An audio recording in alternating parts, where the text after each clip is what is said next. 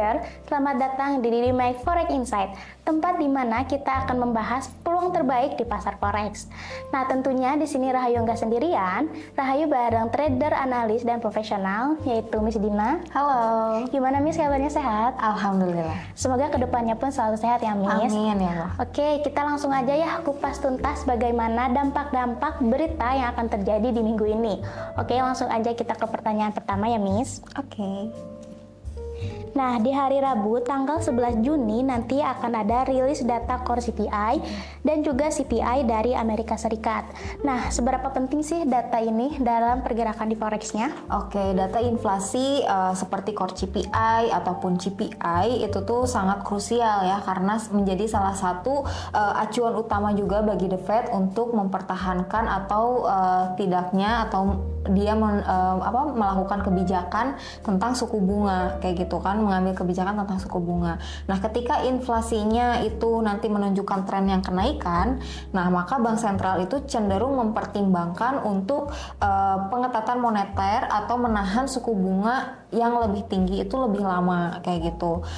Dalam rilis dalam rilis kali ini tuh pasar menantikan apakah tekanan inflasinya itu masih bertahan. Nah, jika angka aktualnya itu melebihi ekspektasi, nah hal ini tuh bisa memperkuat juga ekspektasi pasar terhadap kebijakan hawkish-nya The Fed kayak gitu kan, dan berdampak positif juga pada nilai tukar dolar Amerika Serikat.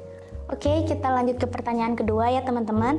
Apakah pasar akan lebih fokus ke data CPI year over year atau month over month? Oke, keduanya tuh sebetulnya penting gitu kan. Namun pasar itu cenderung memberikan perhatiannya lebih kepada data year over year gitu kan, karena menggambarkan tren inflasi panjang gitu kan, jangka panjangnya.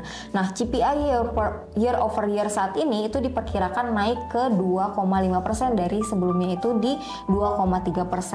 Dan jika angka aktualnya itu melebihi perkiraan, ini tuh bisa dianggap sebagai sinyal gitu kan bahwa inflasi belum sepenuhnya terkendali. Namun ini juga akan memperkuat posisi dolar gitu kan, terutama jika pelaku pasarnya itu kembali menilai bahwa The Fed itu masih jauh dari pemangkasan suku bunga kayak gitu. Oke, lanjut ke pertanyaan yang ketiga ya Miss.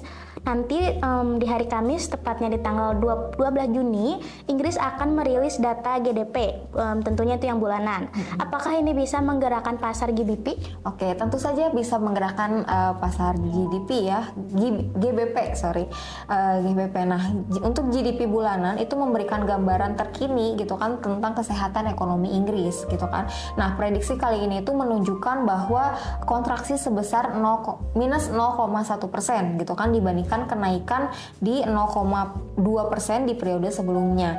Nah, jika data aktualnya itu menunjukkan pelemahan yang lebih dalam gitu kan, maka hal ini tuh bisa memicu kekhawatiran terhadap pertumbuhan ekonomi Inggris ke depannya gitu kan, apalagi di tengah tekanan inflasi gitu kan dan ketidakpastian kebijakan moneter juga, dan dampaknya ini tuh bisa negatif terhadap nilai tukar GBP gitu kan, pound sterling gitu kan, karena investor akan mengurangi exposure terhadap aset Inggris kayak gitu.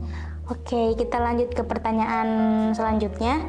Nah, masih di hari Kamis juga, bagaimana pengaruh data PPI Amerika Serikat terhadap USD? Oke, PPI itu memberikan indikasi awal ya terhadap tekanan harga di tingkat produsen kayak gitu. Nah, yang pada akhirnya itu bisa menular juga gitu kan ke konsumen. Nah, kali ini core PPI month over month itu diperkirakan naik 0,3% ya, cukup signifikan dibandingkan penurunan minus 0,4% di sebelumnya kayak gitu kan. Nah, jika data aktualnya juga lebih tinggi daripada perkiraan, hal ini itu bisa menunjukkan adanya tekanan biaya gitu kan, tekanan biaya dari sisi produsen gitu, yang bisa memperpanjang tren inflasinya gitu kan. Nah, ini bisa memperkuat dolar karena meningkatkan kemungkinan bahwa The Fed itu akan tetap mempertahankan tingkat hawkish-nya itu lebih lama, sikap hawkish-nya itu jauh lebih lama. Oke, lanjut ke untuk pertanyaan nomor 5. Data klaim pengangguran juga akan rilis di Kamis malam. Bagaimana kita membaca angka ini, Miss? Klaim pengangguran mingguan itu sangat penting ya, indikator yang penting juga gitu kan untuk menilai kekuatan pasar tenaga kerja di Amerika Serikat kayak gitu. Prediksi saat ini itu adalah 241K, dari sebelumnya itu di 247K gitu kan, yang lebih rendah daripada sebelumnya. Nah, jika aktualnya jauh lebih rendah dari perkiraan, itu mencerminkan ketahanan pasar tenaga kerja dan bisa memperkuatkan keyakinan bahwa ekonomi Amerika Serikat itu masih cukup kuat gitu kan untuk menahan suku bunga yang tinggi kayak gitu.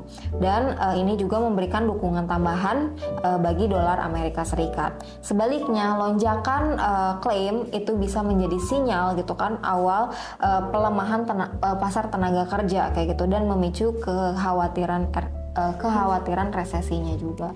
Oke, lanjut ke pertanyaan selanjutnya. Jumat malam pun ada rilis data sentimen konsumen dari University of Michigan. Nah, apakah ini juga punya dampak besar, Miss? Oke, sentimen konsumen dari University of Michigan merefleksikan pandangan masyarakat gitu kan terhadap kondisi ekonomi saat ini maupun harapan ke depannya kayak gitu kan. Diperkirakan itu berada di level 52,5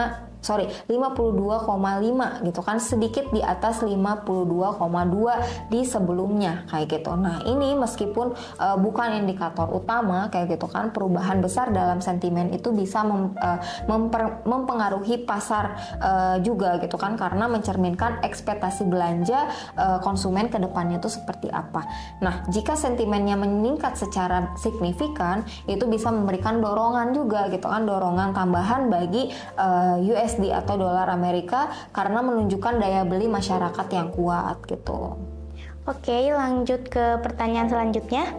Bagaimana dengan data inflasi ekspektasi dari University of Michigan yang juga dirilis nanti Jumat, Miss? Oke, inflation expectation dari University of Michigan itu sering diperhatikan ya oleh The Fed gitu kan, karena ekspektasi masyarakat terhadap inflasi itu sangat mempengaruhi perilaku ekonomi gitu kan, termasuk belanja dan juga konsumsi.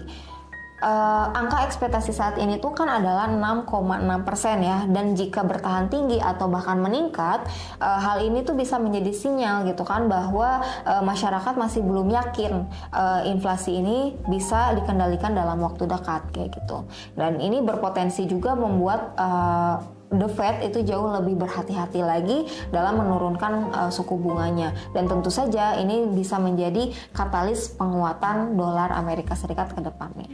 Oke, lanjut ke pertanyaan yang terakhir ya, Miss. Banyak negara Eropa dan Australia libur bank di awal minggu ini. Nah, apakah berdampak ke volatilitas pasar? Oke, betul banget ya.